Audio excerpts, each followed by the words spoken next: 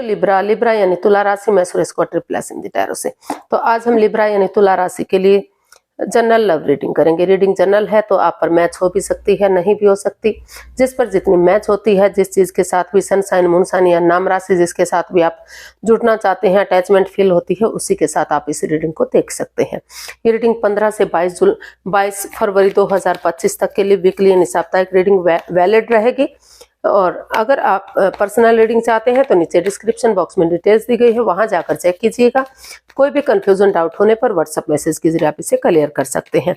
तो इसमें सबसे पहले हम देखेंगे लिब्रा जो आपके पार्टनर हैं उनके प्रति आपकी फीलिंग्स, उनकी आपके प्रति फीलिंग्स क्या है और वो आपसे क्या चाहते हैं। फिर देखेंगे आपकी उनके प्रति फीलिंग्स क्या है, आप उनसे क्या चाहते हैं, आउटकम क्या रहेगा और गाइडेंस क्या रहेगी।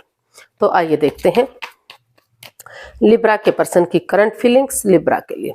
6 of swords, 8 of cups and wheel of Fortune and page of wands. तो लिब्रा जो आपके पर्सन हैं, अभी उनको इस रिश्ते में काफी घुटन महसूस हो रही है, नेगेटिविटी महसूस हो रही है। हालांकि हो सकता है कि या तो आप ऑलरेडी शादीशुदा हैं या फिर आपके जो पार्टनर हैं वो शादीशुदा हैं, वो दोनों ही इस शादी के बारे में एक दूसरे के बारे में जानते हैं, या एक्स्ट्रा मैरिड लव अफेयर है जो आप नहीं जानते। या फिर कई बार क्या होता है कि सब कुछ होते हुए भी आप इस रिश्ते को, आपको दोनों को ही पता है कि आप शादीशुदा हैं, दोनों में से कोई एक जना, फिर भी आप उनसे शादी करना चाहते हैं या उनके साथ लव रिलेशन में रहना चाहते हैं। तो जो इस तरह की सिचुएशन बनी हुई है, समाज के डर से, परिवार के डर से या जैसे तैसे भी वो इस रिश्ते को में आगे नहीं बढ़ पाते, शादी नहीं कर पाते। तो इस तरह की सिचुएशन यहाँ पर बनी हुई है। तो अभी फिलहाल के लिए उनको महसूस हो रहा है कि उन्हें इस रिश्ते से लेट गो कर देना चाहिए, ताकि वो अपने आप को हील कर सकें, इस एंजाइटी से, स्ट्रेस से, इस प्रॉब्लम से बाहर निकल सकें और जो इस रिश्ते पर ग्रहण सा लग चुका है उस ग्रहण का निवारण हो सके। वो ऐसी जगह पर जाना चाहते हैं जहां उन्हें पीस मिले, सुकून मिले, शांति मिले, उनकी भावनाओं को समझा जा सके, उनके प्यार को समझा जा सके और वो इस प्यार को एक नाम दे सके। वो चाहते हैं कि नए सिरे से, जैसे भले ही वो दोनों इस रिश्ते के बारे में नॉन है, लेकिन जैसे एक इनोसेंट बच्चे की तरह, यानी कि एक जो है इमैच्योर बच्चे की तरह, वो एक नए सवेरे के साथ, नई ताजगी, नए जोश के साथ एक दूसरे के साथ डेट्स पर जाना, खाना खाना, बातें करना, घूमना फिरना, एक दूसरे की को समझना, उन चीजों को फिर से महसूस कर रहे हैं। वो सोच रहे हैं कि अगर फिर से नए सिरे से, नई अपॉर्चुनिटी के साथ, नई बातों के साथ इस रिश्ते में एक बिगिनिंग, एक शुरुआत की जाती है तो जो दुख के बादल हैं, जो प्रॉब्लम्स हैं, वो धीरे धीरे खत्म हो सकती है। ऑनेस्टी, ईमानदारी और लॉयल्टी के साथ जो भी इसमें लस्ट है, एडिक्शन है, गैम्बलिंग, स्मोकिंग, ड्रिंकिंग, नेगेटिव लोगों में बैठना या दूसरे एनवायरनमेंट को दूषित करना या फिर दूसरे के प्रति अट्रैक्शन फील करना, अटैचमेंट फील करना या जुड़ा हुआ होना, उन चीजों को छोड़ते हुए अगर नए सिरे से अपने पार्टनर के साथ एक बिगिनिंग, एक शुरुआत करेंगे, यानी कि जो शादीशुदा हैं तो अपने स्पाउस के साथ, अपने उनके साथ, या फिर कोई अगर लव रिलेशन में है तो कहीं दो जगह उनका रिलेशन है तो एक रिश्ते को खत्म करते हुए दूसरे के साथ, जो दोनों ही सच्चे दिल से एक दूसरे से प्यार करते हैं, तो उसमें बिगनिंग शुरुआत की जाती है। तो ये जो उनका समय है वो अच्छा चल रहा है, उसको वो यूटिलाइज कर सकते हैं और एक बिगनिंग, एक शुरुआत कर सकते हैं, ताकि धीरे धीरे करके ये रिश्ता आगे बढ़ सके। क्योंकि अच्छा समय बार बार नहीं आता, करवट जो है लक बार बार साथ नहीं देता, तो उसको यूटिलाइज करते हुए आगे बढ़ना चाहिए, ऐसा उनको फील हो रहा है। अभी फिलहाल के लिए वो या तो उन चीजों को छोड़ना चाहते हैं जो इस रिश्ते में बाधाएं, रुकावटें, दिक्कतें दे रही हैं, या फिर खुद ही इस रिश्ते की इम्पोर्टेंस को समझने के लिए कि रिश्ता उन दोनों के लिए कितना इम्पोर्टेंट है, कितना जरूरी है। तो क्योंकि कई बार क्या होता है कि दोनों हस्बैंड वाइफ हैं जैसे, तो वो लव रिलेशनशिप में, वो मतलब हस्बैंड वाइफ है और उनमें से एक जना किसी दूसरे के प्रति अट्रैक्शन फील करता है, तो उनके दूसरे पार्टनर को पता चल जाता है, तो घर में लड़ाई, कलेश और ये डाइवोर्स होने की स्थिति या फिर नो कॉन्टेक्ट की जो स्थिति बन जाती है, तो उन चीजों के लिए उस थर्ड पार्टी को छोड़ने के लिए, थर्ड पर्सन को छोड़ने के लिए वो थोड़ा सा इस रिश्ते में भी दूरियां बनाने की कोशिश कर रहे हैं, ताकि रिश्ते की अहमियत समझ में आए कि हस्बैंड वाइफ का रिश्ता क्या होता है। असलियत में जो प्यार होता है वो जो है जिनके साथ वो शादी किए हुए होते हैं वही होता है। तो इस तरह की उसके लिए वो थोड़ा सा टाइम और वक्त लेने के बारे में सोच रहे हैं। देख लेते हैं आपसे क्या चाहते हैं लिब्रा आपके पर्सन।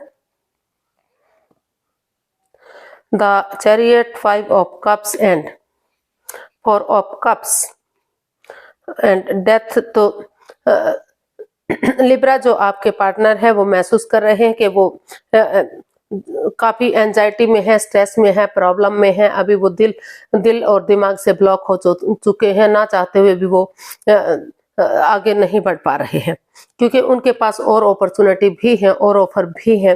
तो वो महसूस कर रहे हैं, वो चाहते हैं कि अगर वो नए रिश्ते की तरफ जाना चाहते हैं तो वो इस रिश्ते को खत्म कर सकते हैं, डाइवोर्स ले सकते हैं, दूरियां बना सकते हैं, क्योंकि इस रिश्ते में काफी over thinking, over control, over stress है, बाधाएं हैं, रुकावटें हैं और सामने वाला काफी डिप्रेशन में है। तो अगर वो चाहे तो एक दूसरे को माफ कर दें, एक दूसरे से माफी मांग ले, और अगर उन्हें नया रिश्ता मिल रहा है, नई अपॉर्चुनिटी मिल रही है, तो अगर वो चाहे तो नए रिश्ते की तरफ जा सकते हैं। और अगर वो इस रिश्ते में वापस आना चाहते हैं तो उन चीजों को खत्म करना होगा, चाहे वो घर के लोग हैं, कोई पड़ोसी, कोई रिश्तेदार, कोई क्लिक, कोई बॉस या फिर कोई तीसरा पर्सन जो इस रिश्ते में इन्वॉल्व है, उनको खत्म करते हुए वो डेडिकेशन के साथ, करेज, हिम्मत और साहस के साथ वापस मुड़ेंगे तो फिर से रीयूनियन, रिकॉन्सिलेशन रिश्ते में हो सकता है। लेकिन उन चीजों को खत्म करना होगा जो इस रिश्ते में आड़े आ रहे हैं, हस्बैंड वाइफ के बीच में या फिर लव रिलेशन के बीच में दिक्कत दे रहे हैं। तो देख लेते हैं लिब्रा आप अपने पर्सन के लिए क्या फील कर रहे हैं, आपकी फीलिंग्स क्या है अपने पर्सन के लिए। लिब्रा की फीलिंग्स लिब्रा के लिए 9 of wands, the star and 7 of wands. तो लिब्रा जो आप महसूस कर रहे हैं कि आपके पार्टनर ने चाहे आपको कितना ही दुख तकलीफ क्यों ना दिया हो, चाहे वो भी चोटिल हैं, आप भी चोटिल हैं, दोनों ही दुख तकलीफ में हैं, दोनों ही प्रॉब्लम में हैं, एंजाइटी स्ट्रेस में हैं, लेकिन फिर भी आपको महसूस हो रहा है कि अगर इस रिश्ते को वो आप एक मौका और देंगे, एक चांस और देंगे जो मिल रहा है, तो धीरे हो सकता है कि रिश्ता फिर से फ्रूटफुल और कामयाब हो सके। तो इसलिए आप इसमें गिव अप नहीं करना चाहते, चाहे अपने प्यार के लिए दूसरों के अगेंस्ट बोलना पड़े, अपनों के अगेंस्ट बोलना पड़े, लेकिन आप इसमें स्टैंड लेने के बारे में सोच रहे हैं। आपको महसूस हो रहा है कि डेडिकेशन के साथ एक दूसरे से माफी मांगते हुए इस रिश्ते को कॉम्प्रोमाइज करने के लिए हीलिंग करेंगे, मेडिटेशन करेंगे, तो जो नेगेटिविटी है, जो प्रॉब्लम है, वो खत्म होगी और फिर से ये रिश्ता चार्मिंग होगा, गोल्डन स्टार होगा और फिर से एक अच्छी बिगिनिंग, एक अच्छी शुरुआत नए सिरे से इस रिश्ते में की जा सकती है। तो ऐसा आप महसूस कर रहे हैं, आप इस रिश्ते को एक मौका और देने के बारे में सोच रहे हैं। तो देख लेते हैं आप अपने पार्टनर से क्या चाहते हैं। The hermit, night of swords, the hierophant and. तो लिब्रा आप अपने पर्सन से चाहते हैं कि वो जल्दबाजी में आकर कोई भी एक्शन ना ले, क्योंकि जल्दबाजी में लिया गया एक्शन हमेशा प्रॉब्लम देता है, काफी दिक्कत देता है। तो वो रुक कर, ठहर कर, सामने वाले को रुकने के लिए कहें, ठहरने के लिए कहें और इस रिश्ते की इम्पोर्टेंस को समझें। पहले के रिश्ता उनके लिए कितना जरूरी है वो आप सिर्फ और सिर्फ आप चाहते हैं कि वो इस रिश्ते की इम्पोर्टेंस को समझें, इसकी अहमियत को समझें। आप सिर्फ और सिर्फ उनका वेट और इंतजार कर सकते हैं, आप कुछ नहीं कर सकते। तो आप चाहते हैं कि वो सबसे पहले अपने लिए स्टैंड ले, अपने पैरों पर खड़े हों, अपनी रोशनी खुद बने, अपना उजाला खुद बने। अगर वो खुद के लिए स्टैंड लेंगे तो वो रिश्ते के लिए भी स्टैंड ले सकते हैं, अपनी जिम्मेदारियों को समझ सकते हैं, क्योंकि वो इस रिश्ते को जो है आप लिब्रा जो है आप इस रिश्ते को आत्मिक मानते हैं, सोलमेट मानते हैं, सोलमेट काइंड ऑफ कनेक्शन मानते हैं, क्योंकि जब से ये रिश्ता जुड़ा है, जब से आपको लग रहा है कि ये रिश्ता आत्मा से आत्मा का जुड़ा हुआ है, कभी आप अलग थे ही नहीं, जन्म जन्मांतर का रिश्ता है, 7 जन्मों का रिश्ता है। तो इसलिए आप चाहे इसमें किसी सुपीरियर, किसी एल्डर, किसी गुरु की मदद लेनी पड़े, लेकिन आप चाहते हैं कि ये रिश्ता ग्रोथ करे, सक्सेसफुल हो और कामयाब हो, जो दुख के बादल हैं वो खत्म हो। और जल्दबाजी करके इस रिश्ते को ना तो जोड़ा जाए ना तोड़ा जाए। आमने सामने बैठकर अगर धीरे धीरे करके बातें करेंगे तो इसका हल और सॉल्यूशन निकल सकता है। तो ऐसा आप अपने पार्टनर से चाहते हैं कि इसका हल और सॉल्यूशन निकालें, जल्दबाजी में कोई एक्शन ना लें। पहले वो इस रिश्ते की इंपॉर्टेंस को समझें, सेल्फ डिपेंडेंट बने, अपनी जिम्मेदारियों को समझें। तो देखते हैं इसका आउटकम क्या रहेगा।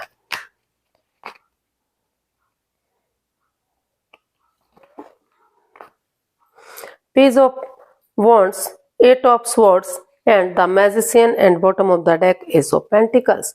तो इसका आउटकम बता रहा है कि इस रिश्ते में जो भी ये स्वॉर्ड्स रूपी दीवार थी, जिससे घिरे हुए थे, खड़े हुए थे, दिल और दिमाग ब्लॉक हो चुका था, आप इससे आगे नहीं बढ़ पा रहे थे।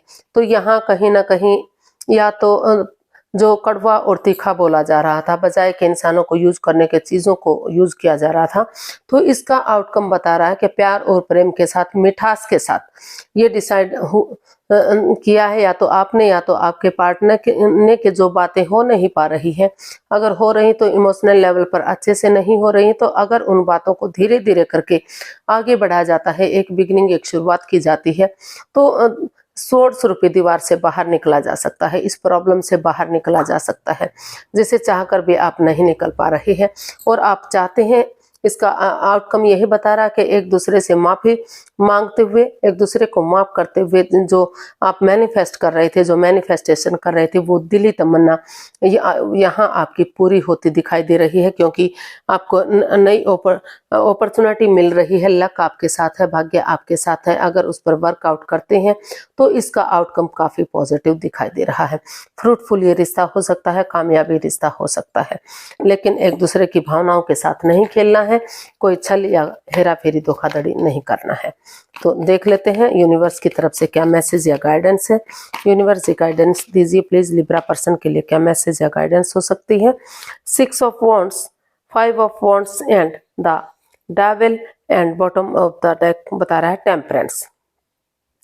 तो यूनिवर्स ही आपको मैसेज देना चाहते हैं, गाइडेंस देना चाहते हैं कि सबसे पहले इस रिश्ते में जो लड़ाई झगड़ा है, वाद विवाद है, एंजाइटी, स्ट्रेस है, तो उस चीज को खत्म करना पड़ेगा। जो बहुत सारे लोगों का इन्वॉल्वमेंट है, उस लड़ाई झगड़े को खत्म कीजिए। और जो है गैमलिंग, स्मोकिंग, ड्रिंकिंग, नेगेटिव लोगों में बैठना, या फिर इस रिश्ते में जकड़न पैदा करना, एक दूसरे की पीठ पीछे बुराई करना, या थर्ड पार्टी सिचुएशन में होना, या फिर ऐसी लत होना जो इस रिश्ते में बाधाएं, दिक्कतें दे रही है, चाहे वो गैमलिंग है, स्मोकिंग है, ड्रिंकिंग है, नेगेटिव लोगों में बैठना, खुद नेगेटिव होना, एनवायरनमेंट को नेगेटिव करना। तो इस तरह की जो भी सिचुएशन है, उन सब को खत्म करते हुए अगर इस रिश्ते में बैलेंस लाने की कोशिश करेंगे, अपने गुस्से को, अपने एंगर को छोड़ते हुए पर्सनल और प्रोफेशनल लाइफ में बैलेंस बनाकर चलेंगे, कि जो पर्सनल टाइम है उसमें प्यार, प्रेम या बच्चों को समय देने का वक्त का जो वक्त है, उसमें बच्चों को समय दें, अपने पार्टनर को समय दें, वक्त दें, उनसे बातें करें। और जो अगर प्रोफेशनल टाइम है तो उसमें बाहर के घर के जो भी काम होते हैं उनका निपटारा करें। और वो बहुत ज्यादा ना तो एक दूसरे से चिपक कर रहे, ना ही बहुत ज्यादा बातें करें, क्योंकि दोनों सिचुएशन में ही प्रॉब्लम आती है रिश्ते में। अगर बहुत ज्यादा उनसे मेल जोल बढ़ाने की कोशिश करते हैं तो लगता है कि दिखावा हो रहा है, और बातें बिल्कुल ही बंद हो जाती हैं तो लगता है कि उनमें ईगो आ गई है। तो इसलिए हर जगह बैलेंस बनाकर चलने की जरूरत है। जो चीजें अप एंड डाउन जा रही है, जो बैलेंस नहीं बन पा रहा है, जो स्टेबिलिटी नहीं बन पा रही है, तो अपने इमोशंस को कंट्रोल करते हुए अगर आगे बढ़ेंगे तो रिश्ते में स्टेबिलिटी आ सकती है। फिर से ये रिश्ता विक्टोरियस हो सकता है, सक्सेसफुल हो सकता है, क्योंकि इस रिश्ते में इतना पोटेंशियल, इतना दम, इतनी ताकत, इतनी हिम्मत है कि समाज में मान सम्मान, इज्जत के साथ आगे बढ़ा जाए और इस रिश्ते में खुशियां आ सके। अगर जिनकी शादी नहीं हुई है, अभी लव रिलेशनशिप में है, तो वहां उनकी शादी हो सकती है, और जो ऑलरेडी शादीशुदा हैं तो फिर से उनके रिश्तों में सुधार हो सकता है, सहनाइयां बच सकती हैं, खुशहाली आ सकती है। तो आज के लिए इतना ही, फिर नई वीडियो के साथ मिलते हैं। अगर वीडियो सही लगती हैं, अच्छी लगती हैं, तो प्लीज लाइक, शेयर और सब्सक्राइब करें, कमेंट्स करना ना भूलें। इससे मोटिवेशन मिलता है, हेल्प मिलती है, वीडियो बनाने में मदद मिलती है। तो जल्दी मिलते हैं नई वीडियो के साथ, तब तक के लिए हैप्पी रहें, खुश रहें। नमस्ते, थैंक यू सो मच।